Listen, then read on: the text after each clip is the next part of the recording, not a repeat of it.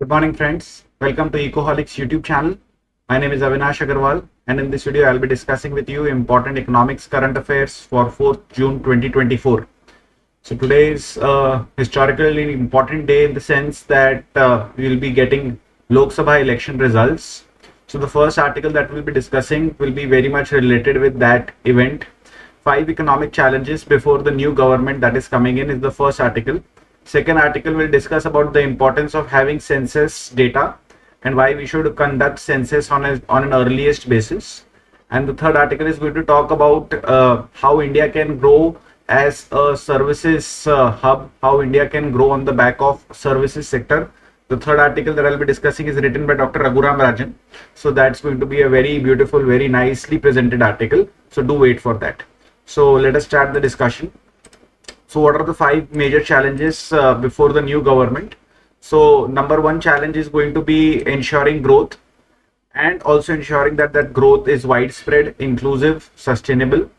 We need to address the problem of jobless growth because hardly any jobs have been created as per data in the last 1 decade. So we'll be talking about that. Private sector investments need to be stronger than what they are. So we'll be looking at data related to that. And finally, we will also look at the situation of exports as well as the rural-urban divide in India. So let us first talk about GDP growth.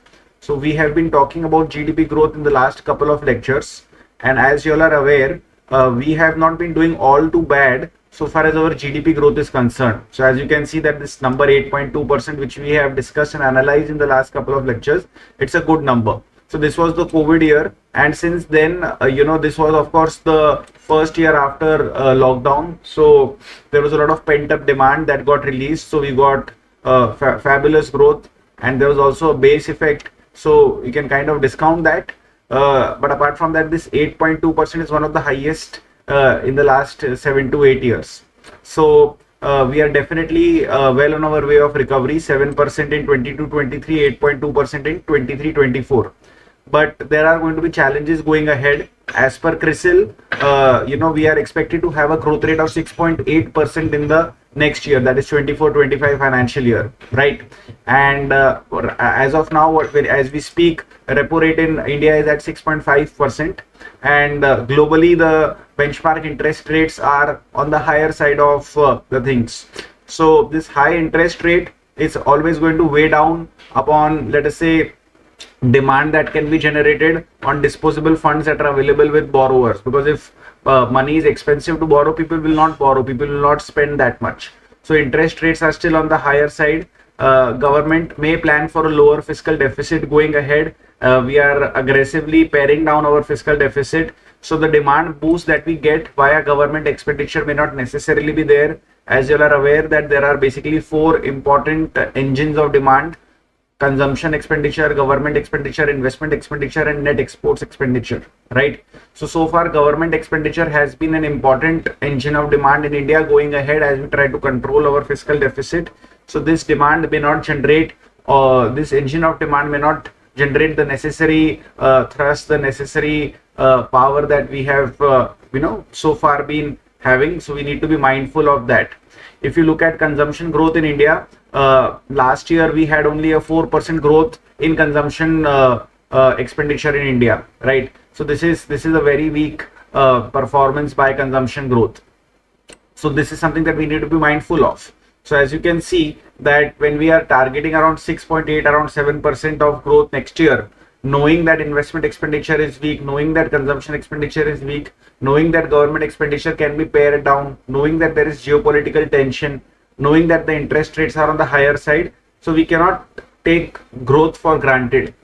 It is not a given that we will always have an 8% growth or a 7.5% growth even in the next year and the next year after that. We have to take policy measures and steps that can ensure that we get that kind of growth rate, we achieve that kind of growth rate. So that is going to be the number 1 emphasis for any new government that is getting sworn in, let's say in the next coming days.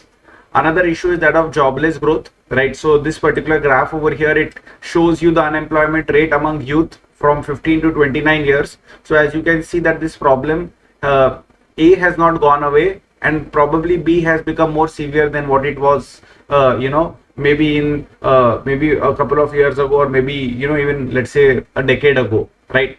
So jobless growth is a massive problem, right? This is a number that you can cite. I want you to note it down. This is very, very important. So as per the ILO and the Institute of Human Development, Indian economy between 2012 and 2019 grew by 6.7% in GVA terms. But in terms of employment, there was a growth of only 0.01%, means that there was hardly any growth, means that there was hardly any new jobs created as per ILO and IHD, right? So this kind of number should always be a part of your arsenal. We have around 7 to 8 million young people entering the labor force every year. So we need to create at least that many jobs, and maybe a couple of million more to take care of those who are as of now unemployed. So this is going to be our target. At least this is going to be our target. Like I said, that the youth unemployment rate is at 17.5%. It came down to 12.4% by 2022. We have discussed this in one of our recent lectures, that the number of workers in India has gone up, but there is a lot of evidence that suggests that number of workers have gone up because people have taken any and every kind of work that they can take, whether it is in agriculture, whether it is in informal sector, whether it is low paying, whether it is anything, because they want to support their families by hook or by crook.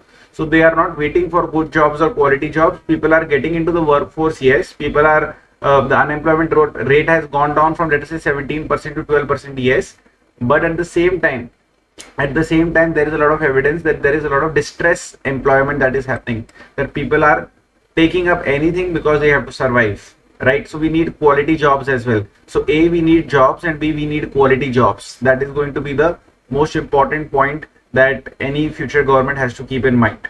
Third is reviving private capital expenditure. So private capital expenditure, they are not doing it well enough so far. New factories, new investments, it's not coming, right? So there is data to back this up. So if you look at fresh investment announcement by the private sector, so it fell by 15.3% in 23-24. If you look at government plus private sector, so fresh investment announcements dropped by 4.8%. If you see fresh foreign investments, they have dropped by 32%, right?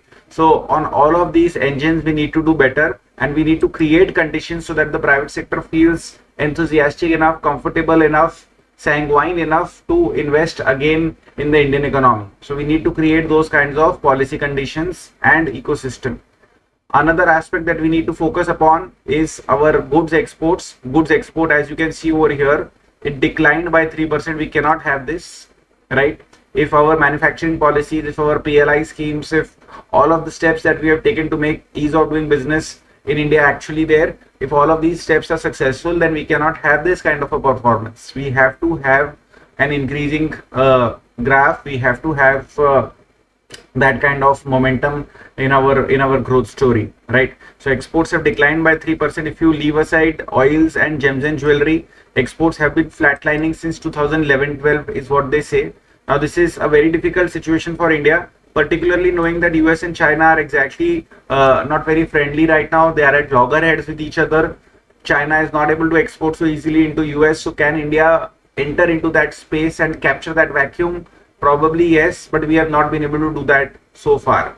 So we have to take advantage of this US-China tension, is what this particular article is suggesting. So our PLI scheme has been successful to a certain extent, in the sense that yes, we are assembling iPhones in India, but we need to go over and beyond that. We also need to fast track signing of free trade agreements with, let's say, UK, European Union and other countries which are important export partners of ours, so that we are able to make greater penetration into our favorite markets, and definitely take advantage of the US-China trade disputes.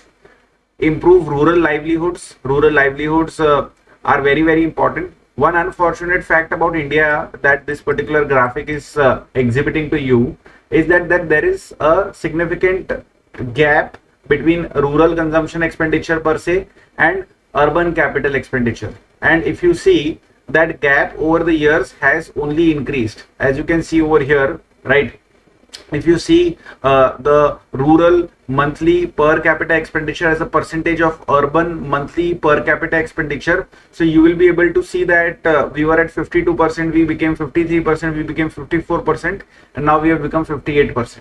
This is not good. Why? Because there is a huge population bulge in rural India. There are aspirations unfulfilled in rural India.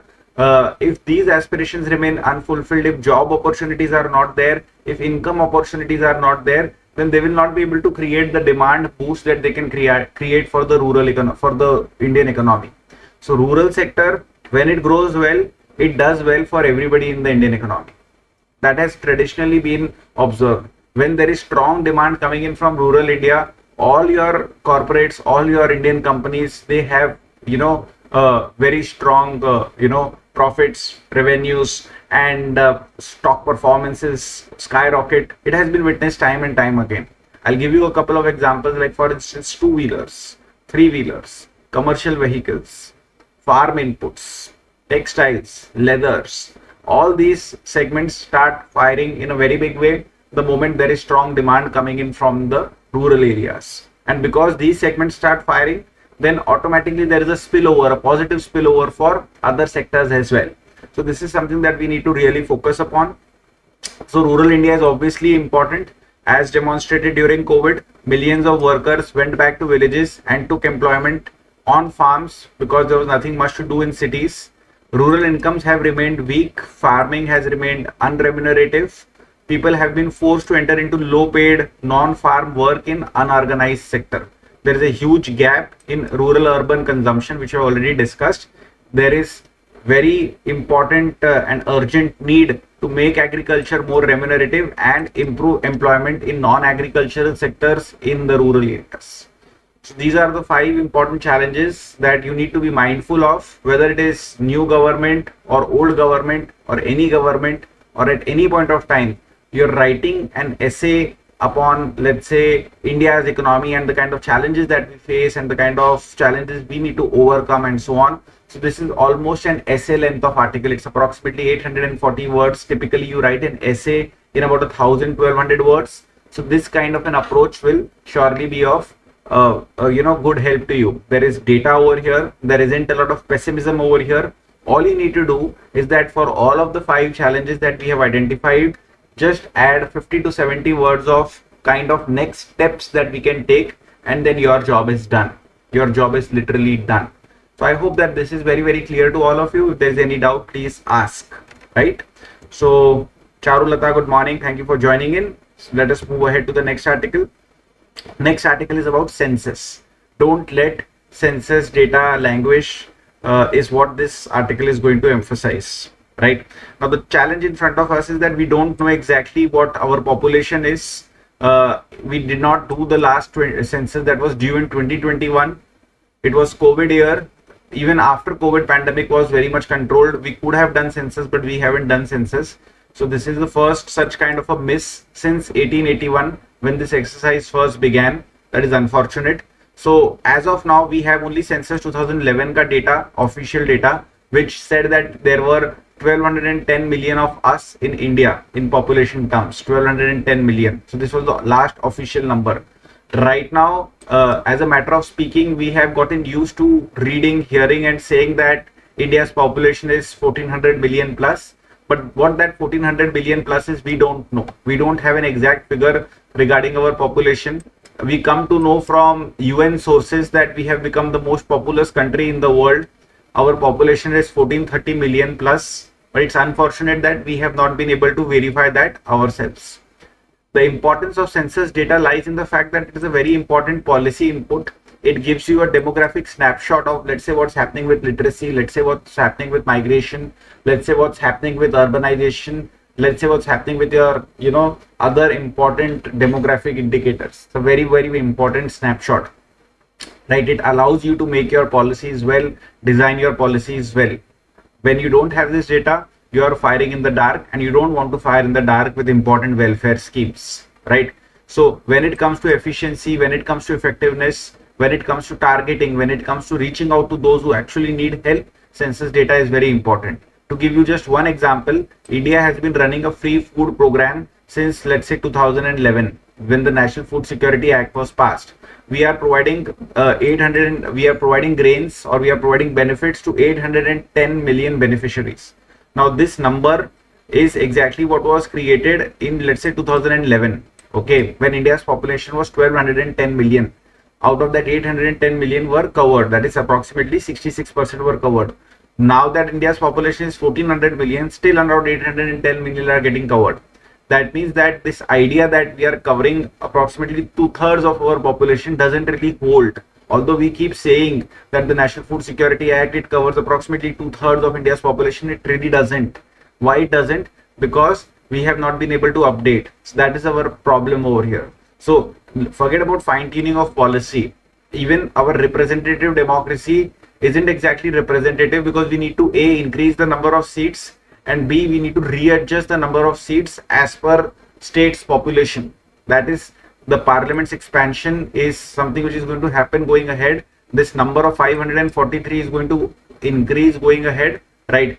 And apart from that, we need to also do a rejig of constituencies. So all of these things need to be done by 2026. The delimitation exercise need to be done by 2026. What is delimitation exercise? So, like for instance, Uttar Pradesh has 80 seats, Maharashtra has, let us say, 40 odd seats, Tamil Nadu has, let's say, 30 odd seats. Like similarly, every state has certain seats in Lok Sabha. That number will change in 2026 as per the population, as per the latest population figures.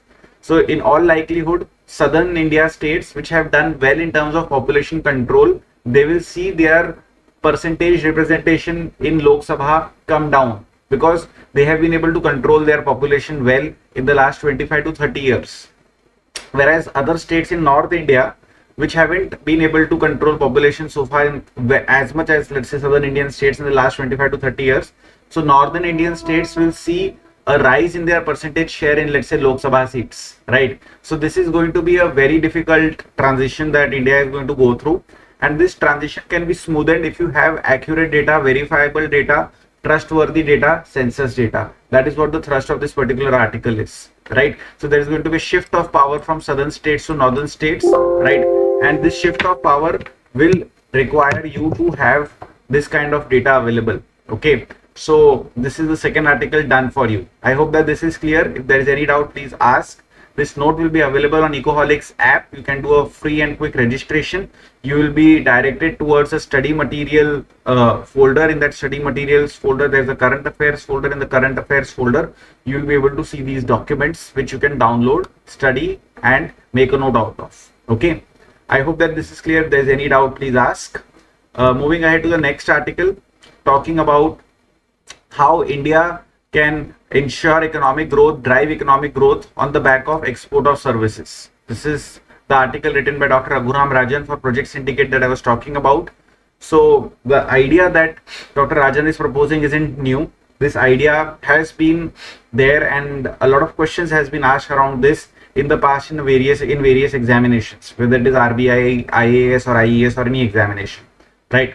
So export of services is very important, right?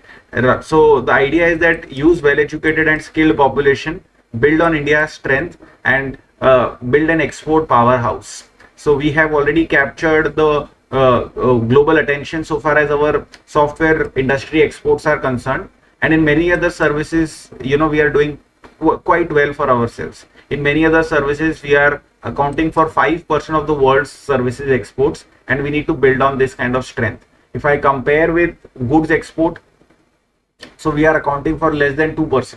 But when I look at services export, we are greater than 5%. We need to build on this strength. For example, and I have discussed this example earlier as well, there is a global capability centers concept which is picking up very hotly in India. So a lot of MNCs, a lot of foreign firms are establishing India-based global capability centers where they are hiring Indian engineers, Indian architects, Indian consultants, Indian lawyers, which create designs, contracts, content, which do work from India essentially, right? So whether it is Goldman Sachs or Rolls-Royce, they are relying upon the Indian skilled workforce, right? So 50% of all the GCCs globally are now available in India. 1.66 million Indians are employed in these GCCs. They are generating $46 billion worth of annual revenue as of March 2023. These numbers are extremely important. Extremely important. If you are going into any of these examinations, do take these numbers along with you. If you can put these numbers on paper and convince the examiner that you are up to date, you know what is happening and you know the latest trend, then you are going to always be able to win brownie points, provided everything else is also okay, right? There is a lot of improvement in communication technology, right? We have been providing a lot of remote services, consulting, telemedicine, yoga instructions. So the world has accepted remote working quite a bit. Although there is a back to office movement globally that is on the rise, right? But every firm across the world realize that it is actually possible to work remotely. So we can actually, export jobs and export opportunities to countries such as India, where the workforce is available at a much cheaper rate as compared to, let us say, our developed country counterparts. Okay, so that's the important point over here. So Indian consultants, for instance, can now service clients across the world. They don't even need to go to, let us say, on site, or they don't need to, create a visa for themselves, etc. They can actually work from where they are, right? Because we are well trained, because we are fluent in English, and because we cost that much lower, right? So Indian manufacturing, it has also benefited, right? We have benefited in areas where engineering, innovation, and design matter, right? So those are the areas where we are doing very well. Like, for example, the entire country has been talking about this firm called Agnikul. So Agnikul is a Chennai based firm. So they are working to launch small satellites into space, right? And they are very strong on 3D printing and customizing rockets in their own facilities, right? So that is very, very important, that they are using 3D printings for creating customized rockets. So they have captured the entire world's imagination.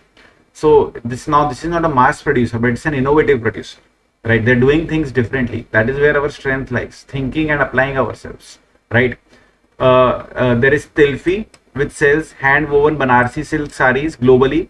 Through its websites, it employs trained designers. It creates fresh fashion for traditional craftsmen, and who are also encouraged to embrace innovation. So we are into value added manufacturing, differential manufacturing, right? So Tilfi, Agnikul, these are very good examples, right? Dr. Rajan spoke about Agnikul in the book that he has written, Breaking the Mold, right? So if he is giving Tilfi as an example, it is a very important example for you to capture, right? So essentially, it's a no-brainer that India should build on its strength. We have high-skilled, creative, educated workers, and we should use them, right?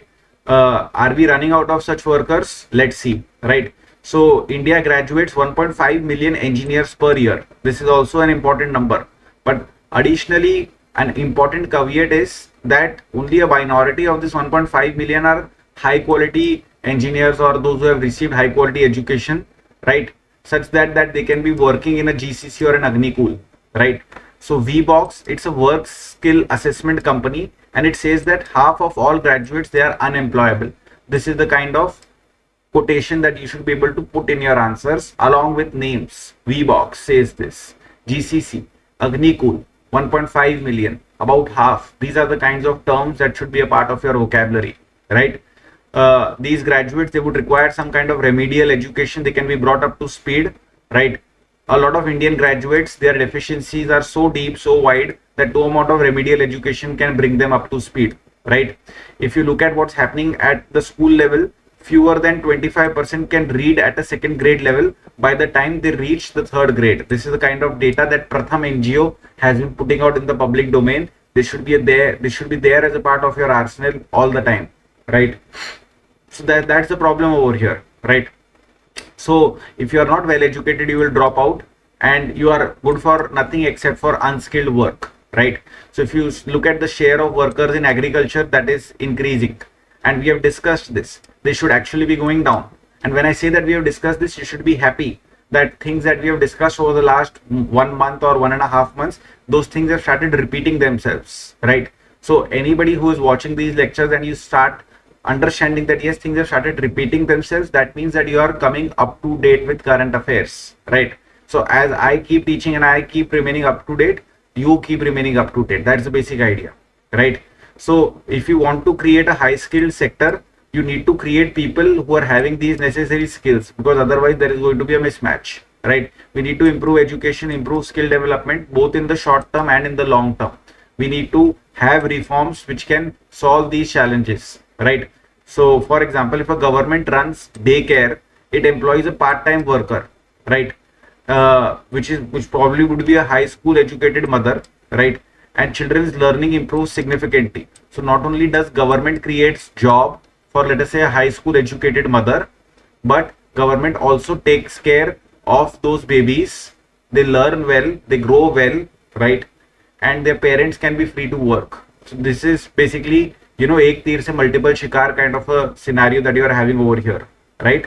So now there are like 1 million such daycares. So 1 million more workers who can, enter the workforce and have longer term employments with the government. Does the government want to create this job? Is an answer that the government can give. Public funding for vocational and apprenticeship programs, right? So students cross the threshold of employability and they would become productive workers. This apprenticeship is actually happening in India. There is this national apprenticeship scheme, apprentice and training scheme. So as per this scheme, all organizations which are having workers, let us say above a certain threshold, I think that is 10 workers or at max 20 workers, they have to have at least 15% of their workforce as apprentice as per law, right? So that's a very, very important input that policymakers can provide, which will create a lot of apprenticeship, internship and training opportunities, which will then help in creating a workforce which can actually do something on the ground, right? We need healthcare providers, plumbers, carpenters, electricians, right? So these kinds of skills are also very, very important, right? So the idea being, if we really want to, support our businesses, our SMEs, our labor intensive sectors, right? Then that will help us in putting up a lot of people for work, right? We need carefully designed programs. We need to reallocate tens of billions of dollars now being promised as subsidies to large manufacturers. This is something which Dr. Rajan has spoken about on multiple platforms. Like for instance, rather than, let's say, give billions of dollars to one semiconductor factory in India, which will create whatever it creates in terms of jobs and value addition, you can actually spread this huge amount of subsidy across a variety of sectors and support and nurture a variety of sectors from India, support and nurture a variety of entrepreneurs from India, who can then open up so many different streams of exports from India. So that is the kind of approach that he has been advocating for, right? There is no alternative to increasing the number of quality of childcare, education and healthcare institutions, right? If you want human resource to be of use to you, you need to convert human resource into human capital. And to create human capital, the two most important inputs that you need to provide are A, education, and B, healthcare, is essentially what is coming out of here, right? So I hope that this is very, very clear to all of you, right? There isn't much over here. A lot of things will now repeat themselves. So I guess that I can bring this discussion to a close. This document will be available for you to download and read from and make notes out of from our Ecoholics app. So do remember to, grab this note as well as everything else that we have discussed with you. If there is any doubt, please feel free to reach out to us and ask, right? And I'll be happy to answer your questions, right? So Charulata has a question. If southern states have performed well in population control and progress, then isn't it a bad move for them because their development comes at the cost of their representation in seats? Absolutely yes, Charulata. Absolutely yes. Which is why the entire exercise needs to be fair. It needs to be based on discussion and deliberation, because anything less than that or anything other than that is going to create a lot of rancor, is going to create a lot of acrimony, and we don't want that. So we probably need to have some kind of a formula, some kind of a discussion, some kind of an understanding that how we can go about doing this transition. But honestly speaking, this is only a problem for, let us say, if it is a problem, it is a problem only for, let's say, a couple of decades. Eventually your North Indian states, they will also be controlling their populations, right? The total fertility rate in India as a whole is coming down. The birth rate in India as a whole is coming down. So you needn't be too worried about that. But what you are saying is essentially true. There are other mechanisms which have been created so that voices can be heard and be given equal weightage. Like for instance, GST Council is an important arena where every state is holding an important place, an important voice. So we need to create those kinds of institutions where voices are heard, etc. So I think that I have answered your question, but your question is a genuine question. It's a question which a lot of experts are trying to grapple with, and we will surely get an opportunity to discuss something like that going ahead. With this, I'll bring this session to an end. It was lovely interacting with you guys, and I hope that you all are learning a lot from these sessions. Thank you so much. All the very best, and Jai Hind to all of you guys. Bye bye. Take care.